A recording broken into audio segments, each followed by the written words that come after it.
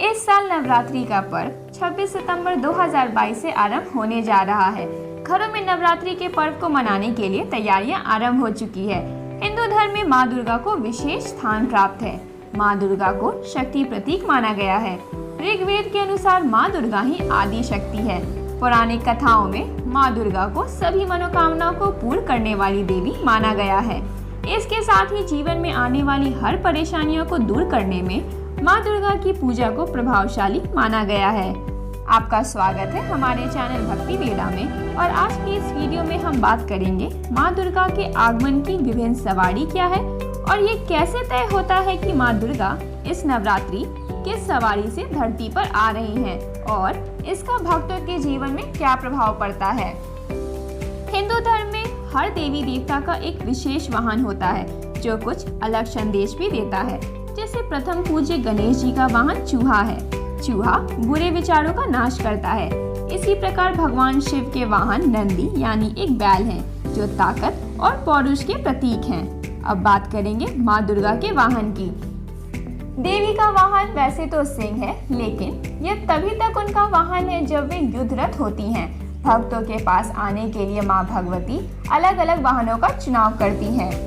शेर के अलावा भी मां के 4 अन्य वाहन हैं, जिनसे देवी मां नवरात्रि के दिनों में कैलाश से पृथ्वी पर आती हैं। दुर्गा मां का हर वाहन कुछ अलग संदेश देता है। मान्यताओं के अनुसार दुर्गा मां शेर के अलावा हाथी, घोड़ा, नाव, पालकी में सवारी करके आती हैं।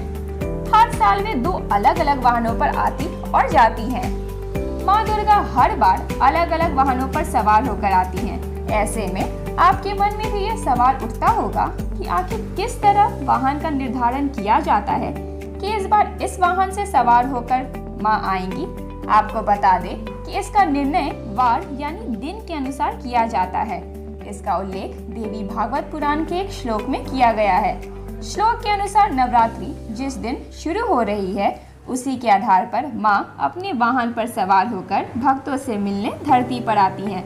अगर नवरात्रि सोमवार या रविवार को प्रथम पूजा यानी कलश स्थापना होने पर मां दुर्गा हाथी पर सवार होकर धरती पर आती हैं। शनिवार व मंगलवार को प्रथम पूजा यानी कलश स्थापना होने पर माता घोड़े की सवारी कर धरती पर आती हैं। इसके अलावा गुरुवार या शुक्रवार से नवरात्रि शुरू होने पर मां दुर्गा डोली में बैठकर धरती पर आती हैं। वहीं बुधवार में नवरात्रि आरंभ हो रही हो तो मां नाव पर सवार होकर धरती पर आती हैं। इस बार मां दुर्गा हाथी पर सवार होकर आएंगी क्योंकि इस बार शारदीय नवरात्रि की शुरुआत सोमवार से हो रही है। इसलिए इस बार शारदीय नवरात्रि 2022 में मां दुर्गा हाथी पर सवार होकर आएंगी। माता दुर्गा जिस वाहन से पृथ्वी पर आती हैं, उसके अनुसार साल भर होने वाली घटनाओं का भी अनुमान किया जाता है। इनमें कुछ वाहन शुभ फल देने वाले होते हैं और कुछ अशुभ फल देने वाले। आइए अब जानते हैं देवी मां के वाहन और उनके संकेत। पालकी। शास्त्रों में ऐसा वर्णन है कि जब मां दुर्गा डोली पर सवार होकर आती हैं, तो राजनीतिक उथल-पुथल की स्थिति बनती है। दुर्गा मां की इस सवारी में पालकी को 4 अलग अलग लोग ले जाते हुए दिखाई देते हैं। इसका अर्थ है कि एक महामारी या प्रकोप की स्थिति है।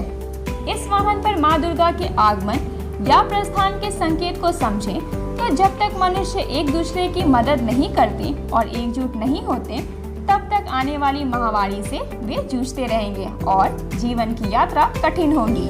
दूसरा, हाथी। यह शांति और समृद्धि का संकेत देता है। इसीलिए मां दुर्गा का इस वाहन पर आगमन या प्रस्थान का मतलब है कि वे आपके जीवन को अच्छे कर्मों, आशीर्वाद, आपकी मेहनत और खुशियों से भर देंगी। तीसरा, नाव। नाव जल परिवहन का प्रतीक है। यह बाढ़ और अच्छी फसल दोनों का प्रतिनिधित्व करता है। मां दुर्गा के नाव पर आने का मतलब है कि वे आपकी हर इच्छा पूरी करेंगी। घोड़ा। घोड़ा विनाश का प्रतिनिधित्व करता है। इसका मतलब है कि देवी दुर्गा यदि घोड़े पर सवार होकर आ रही हैं, तो ये एक चेतावनी है। उनके रास्ते में आने वाली हर चीज विनाश का शिकार होगी। साथ ही मां दुर्गा की घोड़े की सवारी देश में आंधी और तूफान जैसी प्राकृतिक आपदाएं आने, गृह युद्ध और सत्ता में उथल-पुथल के संकेत भी देती है। इस बार नवरात्रि में मां दुर्गा हाथी पर सवार होकर आ रही हैं और जब भी माँ दुर्गा हाथी पर सवार होकर आती हैं तो ये बेहद ही शुभ माना जाता है। इस बार माँ दुर्गा अपने साथ ढेर सारी खुशियाँ और सुख समृद्धि लेकर आ रही हैं। माँ का वाहन हाथी ज्ञान का समृद्धि का प्रतीक है। इस बार माँ दुर्गा अपने साथ ढेर सारी खुशियाँ और सुख समृद्धि लेकर आती हैं। माँ का वाहन हाथी ज्ञान व समृद्धि का प्रतीक है।